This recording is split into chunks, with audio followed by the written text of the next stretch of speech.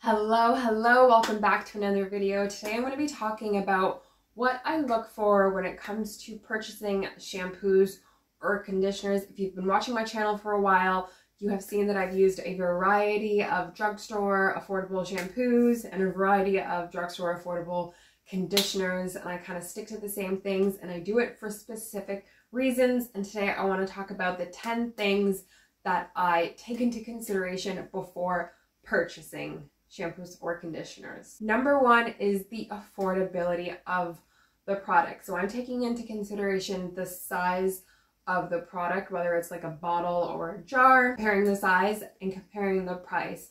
I want to be able to use that bottle of shampoo or conditioner at least more than once. So for shampoos, at least 500 mils to 1 liter is a decent size. The salon 1 liter size with the pumps is excellent, but obviously not every brand creates shampoos or conditioners in the salon style bottles, but I at least want a bottle that's that size. For shampoos, I can usually use it at least 10-15 times before the bottle is done. For conditioners, I'm finding that 2-3 times is what I can get out of most conditioner or hair mask bottles or jars. 3 is the goal, but sometimes because of the length of my hair and the thickness and how I prefer to have the hair evenly coated and saturated, I get like 1 use out of it. So I'm purchasing something that's a little bit more affordable, considering that it's a one-time use item, if that makes sense. The second thing I consider is accessibility. If I'm going to purchase something, I want to be able to get it again, especially if I fall in love with it. I'm sure you've had those moments where you get something and you love it and you can never get it again, whether it's a limited edition item or it was gifted to you, or you crossed the border to get it, or you got it when you were traveling or whatever and you wished you could get it again. Maybe sometimes you can order it from the actual company, maybe you can get it online from some other third-party seller, but I want to be able to repurchase items repeatedly, or be able to recommend them to you guys or recommend them to people in my life. Like, there's no sense in finding an item that you love, using it, and not being able to ever use it again, or telling someone about it but like they can't have access to it. That's why I hate limited edition items.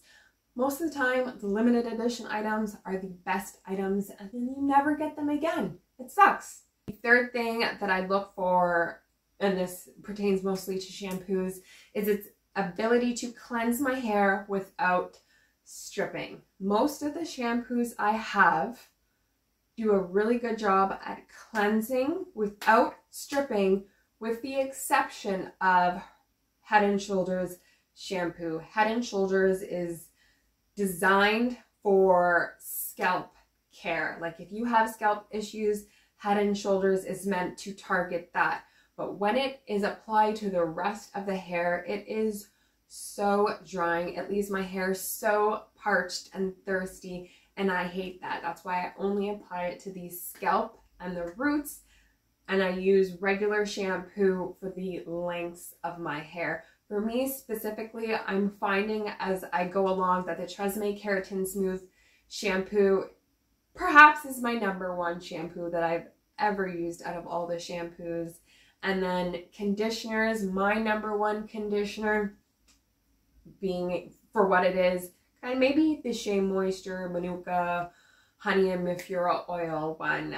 I've been trying out other conditioners, so a new one may come take Shea Moisture's place, but we will see. The fourth thing that I look for is smell. I personally don't like anything that smells too organic or earthy or muddy. I like smells that are light and clean and fresh, not too fruity, not too florally, so not a lot of perfume and fragrance added in the ingredients. Like, I want my hair to still smell really clean and fresh for the duration that I have my hair in whatever style, but I don't want it to be overpowering to where you walk into a room and you just smell like a bottle of perfume was dumped on your head. I do not like that. And number 5, of course, is what the bottle is claiming to target or the results I get from using that shampoo or conditioner. So for me, I like to look for things that say softness or shine, hydrated, moisturized, strengthen, condition. Words like that on the bottle really draw me in, and that's usually what I go for. And I like to see those types of results after using that item. And if I get those results, I continue to use or I repurchase. The sixth thing that I consider is suds, and this is for shampoo.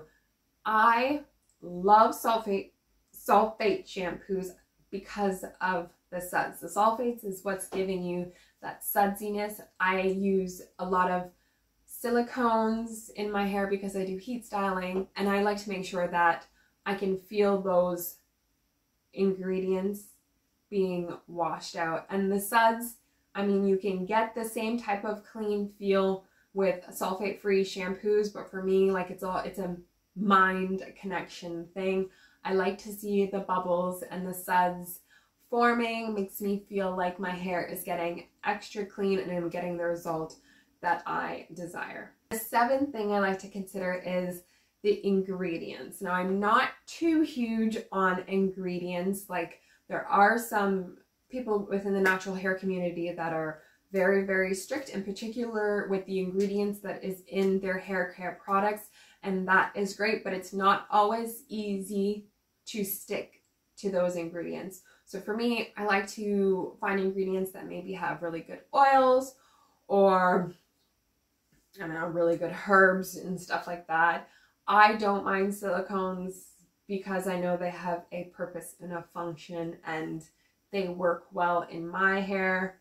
A little bit weary sometimes with coconut oil. There has been times where I've used products that have coconut oil or coconut oil derivatives within the ingredients, and I've had weird skin reactions, so I'm sometimes cautious with coconut oil.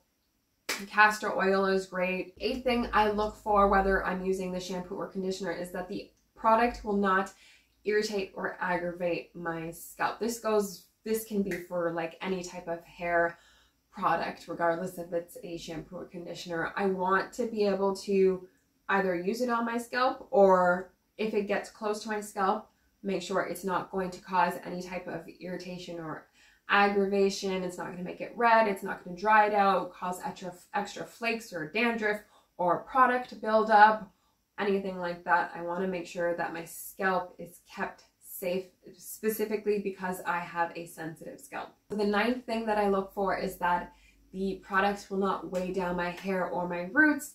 I like my hair to be really light and fluffy and flowing. I do not like my hair weighed down by any type of product too much. Like, obviously I don't want it to be like, whew, just easily fluffed up. Like, I want there to be a little bit of weight to the hair, but not too much. And there are certain shampoos and conditioners that have a lot of waxy, thick ingredients that kind of make your hair limp and less voluminous. And number 10, the final thing that I look for when purchasing shampoos or conditioners is that the product is meant for my hair type or my hair needs. So this is kind of a combination of all the things in one. I have low porosity hair, low porosity to kind of like average medium porosity. My hair is curly / wavy, so I don't have super tight coils, and my hair is not straight. I have sensitive scalp.